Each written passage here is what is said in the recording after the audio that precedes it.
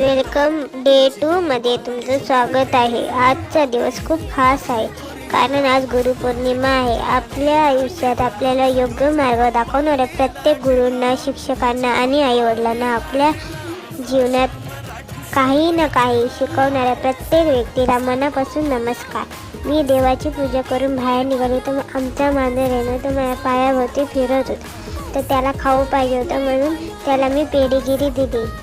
ती पेडीगिरी खाल्ली त्याने आणि मग मी बाहेर निघाली तर एका पोराला मी ड्रॉइंग बनवून दिलेलं। तो ड्रॉइंगचं आउटलाईन राहिलेली तर मग ती आउटलाईन करून मी कॉलेजला पोचल्यावर लायब्ररीमध्ये जाऊन पुस्तक वाचत बसलेली। आणि मग नंतर गुरुपौर्णिमेनिमित्त आम्ही सजावट केलं आणि सजावट झाल्यावर आम्ही गुरुपौर्णिमा मस्तपैकी साजरी झाली। तर लेक्चर तर काय होणार नव्हते तर म्हणून मी घरी यायला निघाले। आजचा दिवस माझा असा होता।